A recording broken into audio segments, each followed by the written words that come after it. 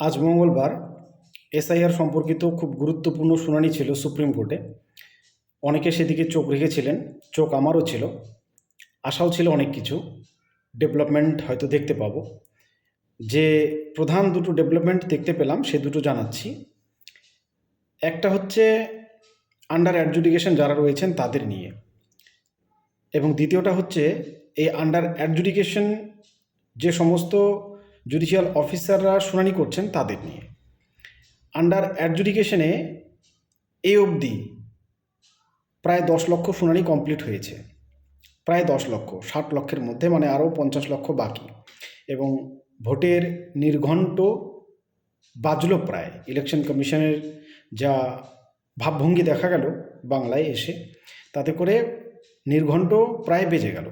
ওদিকে প্রায় 50 লক্ষ আন্ডার অ্যাডজুডিকেশন এখনও, অর্থাৎ আসন্ন বিধানসভা ভোটে ওনারা অংশগ্রহণ করতে পারবেন কি পারবেন না তার নিশ্চয়তা নেই। যাকে এবার ওদিকে শুনানি চলছে, যে সমস্ত জজ সাহেবরা শুনানি করছেন আন্ডার অ্যাডজুডিকেশন নিয়ে, ওনাদের নিয়ে সুপ্রিম কোর্টে বেশি কিছু প্রশ্ন তোলা যাবে না, এটা সুপ্রিম কোর্ট স্পষ্ট জানিয়েছে আজকে। যে সমস্ত লয়াররা শুনানি করছিলেন ওনাদের উদ্দেশ্যে সুপ্রিম কোর্ট স্পষ্ট বলেছে, যে সমস্ত জজ সাহেবরা এই আন্ডার অ্যাডজুডিকেশনের শুনানি প্রক্রিয়ার সঙ্গে জড়িত, যারা শুনানি করছেন, ওনাদের নিয়ে বেশি প্রশ্ন নয়, বেশি কথা নয়, এটা স্পষ্ট ভাষায় বলেছে। 1 নম্বর কথা। 2 নম্বর কথা, যাদের শুনানি করছে অর্থাৎ যিনারা আন্ডার অ্যাডজুডিকেশন রয়েছেন, ওনাদের মধ্যে কারো নাম যদি ডিলিট হয়, জায়গাটা ভালো করে শুনবেন, শুনতে ভালো লাগবে, কিন্তু ইমপ্লিমেন্ট করাটা কতটা কঠিন সাধারণ গরিব মানুষের ক্ষেত্রে সেটা বোঝার চেষ্টা করবেন। এই আন্ডার অ্যাডজুডিকেশন যে শুনানিটা চলছে, এই প্রক্রিয়াতেও তো অনেকের নাম ডিলিট হবে এবং তাদের মধ্যে বৈধও থাকতে পারে। কাগজপত্রের এবং যে গাইডলাইন ইসিআই দিয়েছে ওই অনুযায়ী যদি এখনও জজ সাহেবরা চলে, তাহলে অনেক নাম ডিলিট হবে, এটা স্বাভাবিক। ফলে তারা ভোটার তালিকায় অংশগ্রহণ করতেও পারবে না এবং ভোটার তালিকাতে আপাতত তারা থাকবেও না, যদি না তারা ফিরে আসার চেষ্টা করে। তো এই ফিরে আসার একটা চেষ্টা বাতলে দিল, যদি নাম ডিলিট হয়, সুপ্রিম কোর্ট বাতলে দিল সেই উপায়টা হচ্ছে সুপ্রিম কোর্ট একটা ট্রাইব্যুনাল গঠনের কথা ঘোষণা করলো, যে যাদের নাম ডিলিট হয়ে যাবে একটা ট্রাইব্যুনাল গঠন করা হবে। সেই ট্রাইব্যুনালে ওনারা মামলা করবে, যাদের নাম ডিলিট হবে ওনারা মামলা করবে, মামলা ওখানে লড়ে তারপরে একটা জায়গা আপনার থাকছে যে আপনি তালিকায় ফিরে আসতে পারেন। এর চাইতে সহজ এবং কাছের প্রসেস ছিল ডিওর কাছে অ্যাপিলটা। ডিওর কাছে অ্যাপিলটা অত্যন্ত কাছের ছিল এবং এখানে যদি শুনানি হতো আরও ভালো হতো। ট্রাইব্যুনাল মানে হচ্ছে আপনার আইনি প্রক্রিয়ায় যেভাবে আদালত কাজ করে ঠিক সেভাবে আপনাকে কেস ফাইল করতে হবে যে আপনার ভোট ডিলিট হয়েছে এই মর্মে, এবং সেই কেসের রীতিমতো শুনানি হবে। যদিও এতে ভয় পাওয়ার কিছু নেই, আপনি দেশের নাগরিক, এখনই আপনাকে নাকচ করছে না, ভোট ডিলিট হতেই পারে। আপনি যে নাগরিক, আপনি আপনার প্রমাণ নিয়ে আদালতে যাবেন, সেখানে শুনানি হবে এবং আপনি যদি ঠিকঠাক প্রমাণ করতে পারেন, সে নামের একটু একটু ভুল ভাল থাকতেই পারে। আসাম এরকম কেসের একটা স্টাডি আমি শোনাচ্ছি, যে সুপ্রিম কোর্ট এর যে অবজারভেশন, সেটা কারো ডকুমেন্টে একটা প্রিন্টিং মিস্টেক তার নাগরিকত্বের উপর প্রশ্ন তুলতে পারে না। এটা আপনারাও ভালো করে ভেবে দেখুন, কথাটা কিন্তু একদমই সত্যি। আমার ডকুমেন্টে একটা প্রিন্টিং মিস্টেক হতেই পারে, না চাইতেও হতে পারে, এবং সেটা আমার দ্বারা নয়। তো এই একটা প্রিন্টিং মিস্টেকের জন্য আমি যদি আন্ডার অ্যাডজুডিকেশন হই এবং তারপর যদি ডিলিট হই, তাহলে আমার নাগরিকত্ব নিয়ে প্রশ্ন ওঠা উচিত নয়, যতক্ষণ না প্রমাণ হচ্ছে বেনাগরিক ততক্ষণ অবধি। জাস্ট ডিলিটেড তো। তো ফিরে আসার প্রক্রিয়াটা হচ্ছে ট্রাইব্যুনালে আপনারা কেস করলেন, কেস লড়বে আপনার লয়ার, ট্রাইব্যুনালে শুনানি হবে, তারপরে আপনি আবার যদি নথিপত্র দিয়ে প্রমাণ করতে পারেন তালিকায় ফিরে আসবেন। খুব সুন্দর প্রক্রিয়া শুনতে, কিন্তু বাস্তবে এই দেশের যে বাস্তব চিত্র, বিশ্বগুরুর দেশের যে বাস্তব চিত্র, সেটা হচ্ছে হতদরিদ্র মানুষের সংখ্যা বেশি এই আন্ডার অ্যাডজুডিকেশনে। যদি ভুল বলে থাকি ধরিয়ে দেবেন। এবং ডিলিটেড, যারা ডিলিটেড হয়ে রয়েছেন এবং হবেন, তাদের মধ্যে কোটিপতি কয়জন আছে পারলে আমাকে দেখাবেন। বড় বড় ব্যবসায়ী বা রাজনীতিবিদ কতজন আছে পারলে দেখাবেন। এক দুজন থাকতেই পারে, ওটা exception, and exception never can be example. ব্যতিক্রম কোনো দিন উদাহরণ হতে পারে না।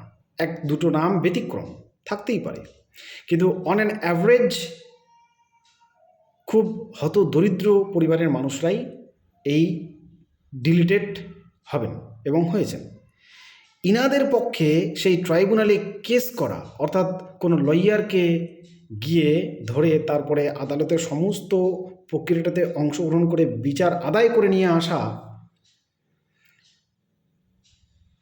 কি বলবো, ভাষা হারিয়ে ফেলছি আমি। কতখানি যন্ত্রণাদায়ক, পীড়াদায়ক, কষ্টকর এবং প্রায় অসম্ভব তা ভারতীয়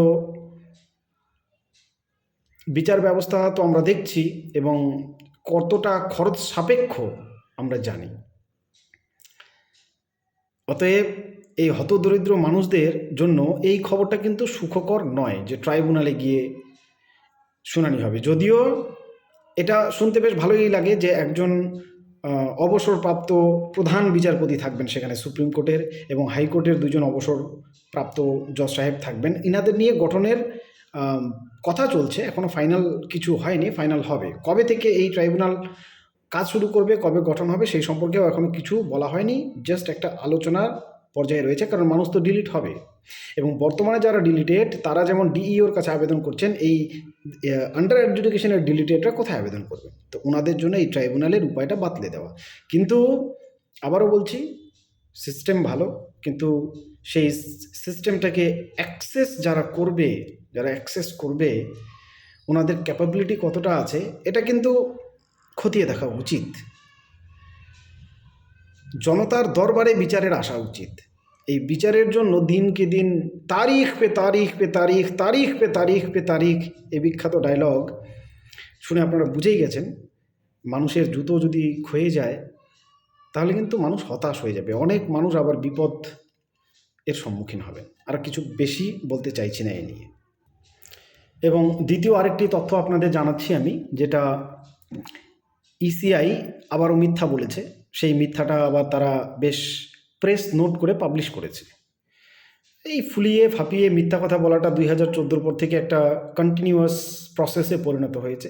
আমি সেই মেসেজটা দেখাচ্ছি আপনাদের এবং শোনাচ্ছি, এবং টেলিগ্রামে দিয়ে দিয়েছি অলরেডি, আপনারা হয়তো অনেকে পেয়েও গিয়েছেন, সেখান থেকে দেখেও নিতে পারেন। কি মিথ্যা তারা বলেছে? প্রথমে বলেছে, during the review visit the commission interacted with the representative of recognised national political parties, জাতীয় পলিটিক্যাল পার্টিসদের সঙ্গে, যাদের চিহ্নিত করা হয়েছে জাতীয় দল হিসেবে, ওনাদের সঙ্গে একটা ইন্টারাক্ট হয়েছে ইলেকশন কমিশনের। এই তাদের নামগুলো হচ্ছে আম Aadmi Party, Bharatiya Janata Party, Communist Party of India, Marxist, Indian National Congress and National Peoples Party, and the recognized state political parties, namely All India Forward Bloc and All India Trinamool Congress,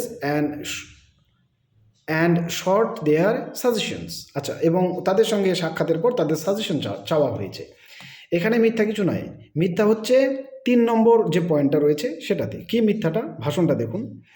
most political parties appreciate SIR exercise being carried out ECI the state of Bengal। এই যে West Bengal স্টেটে এই যে বিশাল কর্মকাণ্ড গঠিত করেছে, এই কর্মকাণ্ডের নাকি প্রত্যেকটা রাজনৈতিক দল প্রশংসা করেছে।